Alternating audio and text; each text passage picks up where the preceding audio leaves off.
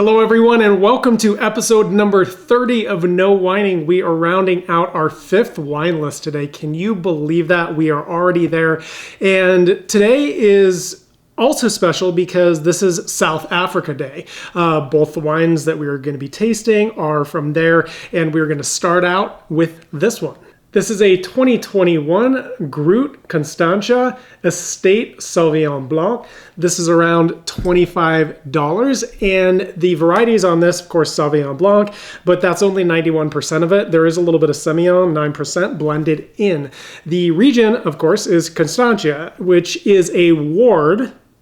Peep this, Constantia's a ward inside of the Cape Town district in the coastal region of the Western Cape of South Africa. Okay, did you get that? Did you get the drill down? Yeah, it's a little ridiculous, but that's what it is. Constantia is just east of Table Mountain, and it is very much known for its excellent Sauvignon Blanc. Some information from the tech sheet. It says Mediterranean climate with cool breezes from the Atlantic Ocean. Now, in particular, they are referring to what is called the Cape Doctor off of the Southern Ocean. It's a southeasterly wind and breeze basically that helps cool the area because obviously this is South Africa, and just based on latitude alone, it would be otherwise extremely hot and scorching to grow any type of grapes successfully.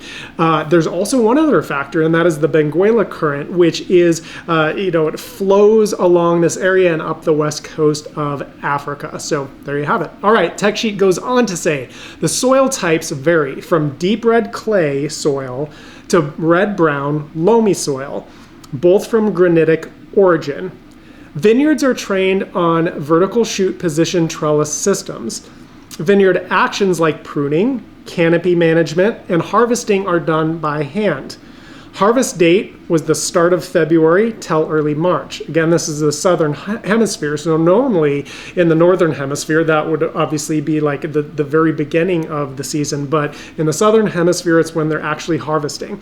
Okay, the tech sheet goes on to outline some really important information here on handling and winemaking practices. I just want you to dial in here because it goes on to say grapes are handpicked early in the morning to retain freshness and fruit flavors. Again, with the cooler temperatures, you don't want to be picking and bringing those in the middle of the day because you can get some oxidation of the grapes, and you really want to protect those. So there's a lot of care going in here and thought to what they're doing. It further says they are crushed and destemmed into the press, giving the juice some skin contact before being separated.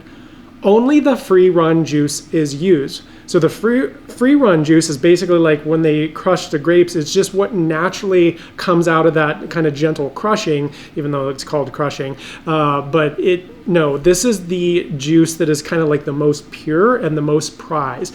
After the free-run juice, what they'll do is typically is press the wine and the grapes more and more to get out additional liquid, but it's not quite as pure. It tends to have some flavors in it that are not quite as wonderful, and so again, they're going to great lengths to spare no expense, basically, to make sure that they are only putting the best in their product. Okay, it says the juice is settled and cold fermented at 54 to 57 degrees, which is very on the very low end of white fermentation temperatures, in stainless steel tanks to enhance the varietal characters. Again, going back to that. After fermentation, the wine is left on the lees for 6 months before being racked, fined, and stabilized in preparation for bottling. All right, there you have it. That is the background and the backdrop. Let's get into this wine.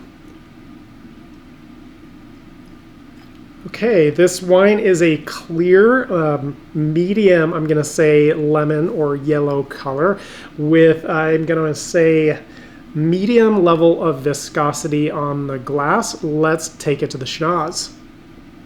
Okay, this is a clean wine with at least medium plus intensity aromas, if not pronounced aromas coming through here. Starting out on the citrus side, I'm getting a little bit of like a lemon lime type of character. Coming up with some herbaceous stuff right off the bat here, some grass on like the vegetal side, something along the lines of like green bell pepper, asparagus. On the floral side, getting a little bit of elderflower out of this. Back to the fruits, like some guava, a little bit of peach. Also some underripe pear, and then on the mineral side, like a stone, a wet stone type of a quality. Also on the floral side here, some jasmine, definitely some acacia. Also getting these leesy notes of like bread, brioche. Okay, rounding out with lilac flower. So this is definitely a youthful wine. Let's take it to the jaws.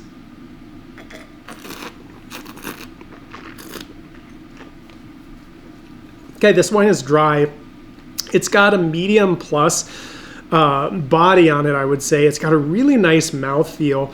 And again, I think that, you know, some of that is coming from the lees aging that they did. Also, some of it is coming from that 9% Semillon. It's got medium alcohol, high on the acid side for sure. Also pronounced flavors on this, right? So like pretty pronounced aromatics, pronounced intensity of flavors on the palate.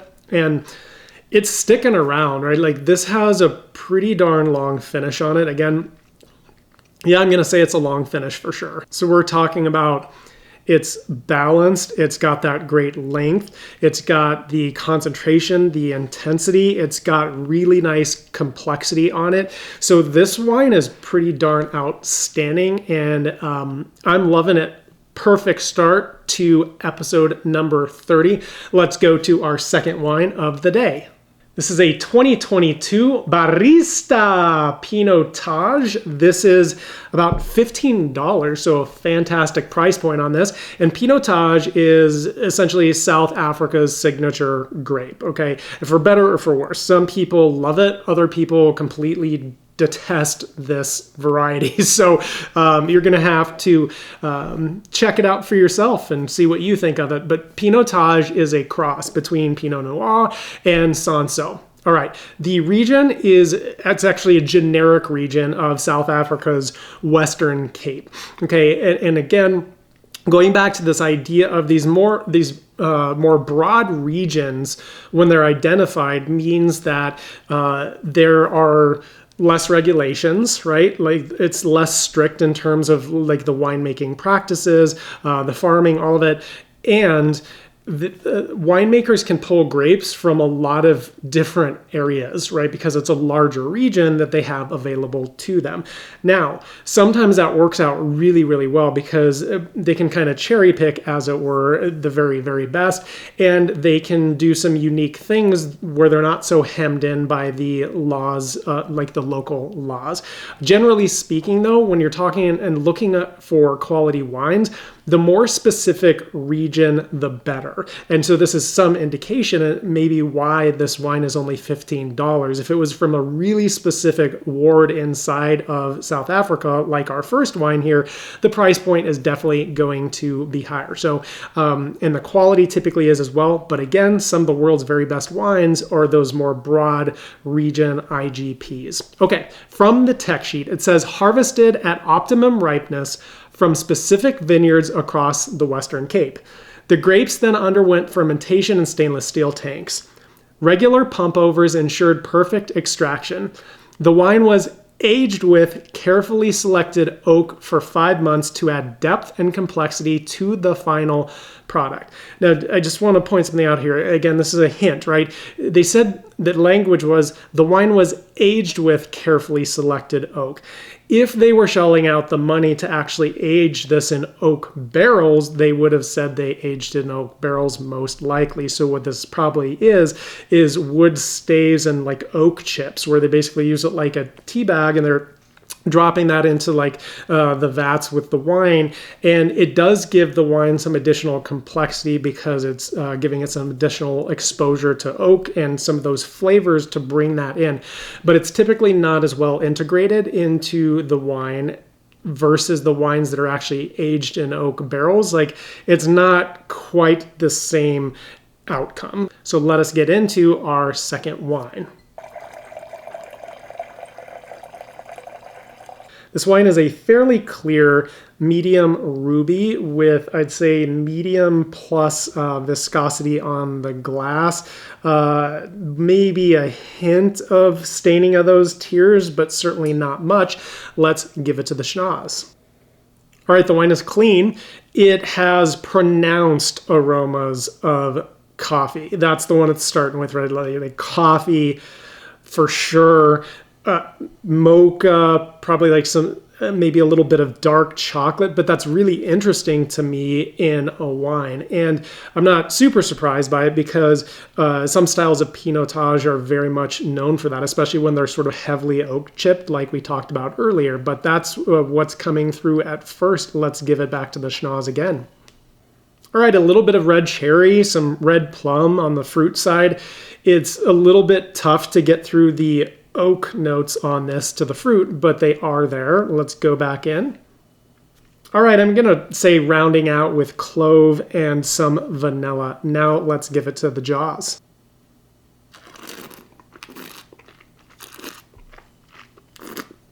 That is a dry wine with like a medium plus body on it. Medium plus in terms of the alcohol, I would say the bottle says 13% alcohol by volume. It's medium though in terms of its acidity, and its tannins are not especially high either. So medium in both of those. I would say pronounced flavors on this for sure. It's very good. It's probably only, I guess, medium plus in terms of the finish length, and it doesn't have a tremendous amount of complexity, but it is very well balanced, and I just like it. Now, if you are at home and you do not, let's say you like more fruit-forward wines, this is not going to be your cup of tea because this is kind of like a red wine oak bomb. But if you like those type of flavors and something a little bit different, like I think this is actually really, really fun. So let's bring both these in and pick a winner. Which one did you like? Which one did you like at home? Now, I liked both of these. I certainly did, and I'm a little conflicted. Here's why. This is a better wine. The Sauvignon Blanc Semillon is objectively definitely a better wine, more sophisticated, like there's more going on with it. Like it's just more complexity, more depth. It's it's more well-rounded, if you will, for sure. However, I just, for the hell of it, I'm going to pick this Pinotage, and I have some other reasons, not just for the hell of it. It's a $15 bottle of wine, which to me is an extraordinary value, and I've never really tasted a wine quite like this before. It's like interesting. You get to have your coffee and your wine at the same time, wine flavored or coffee flavored wine. So I'm having a lot of fun with this wine, and I'm actually going to give the nod to the Pinotage, but this is objectively a better wine. I just prefer this one for now. So anyway, that is that. Also, couple more things before you go that are really important.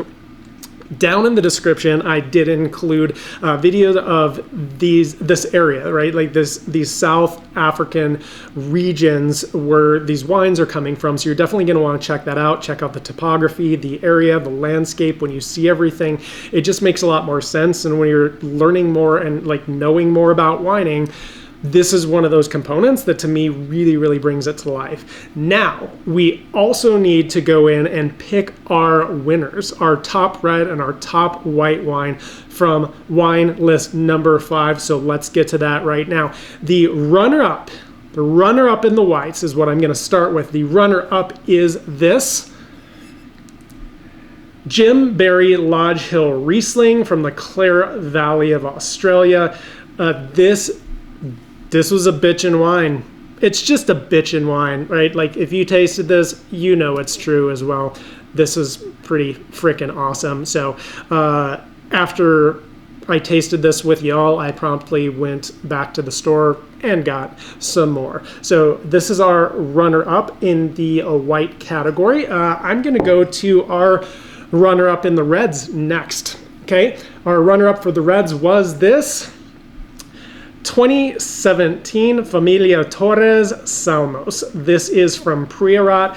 This red had so much going on with it, like just a really, really interesting wine. And like very much on the sophisticated side versus like the Pinotage that I really liked from today, but that was much more simple, and there was things that really stood out in that. With this, beautiful integration of a lot of different flavors coming from a lot of different places. And so this was a terrific wine. Again, if you had it with me, you know. All right, let's get to the big reveal of our winners of wine list numero 5. We are starting with this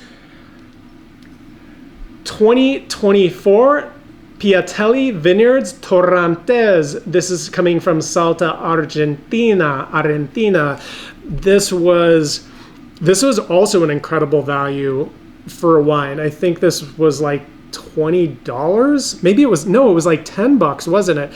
$10-11 for this aromatic, just like beautiful drink, very drinkable, very enjoyable wine.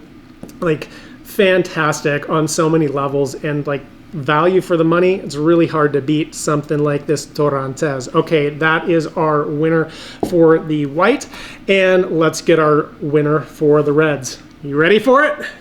This Terruño Carmener from the Cachapol Valley in Chile was absolutely, in my view, extraordinary. Objectively, it was a really good wine. Subjectively, it was so great. I went out the next day and bought like 4 or 5 bottles of this.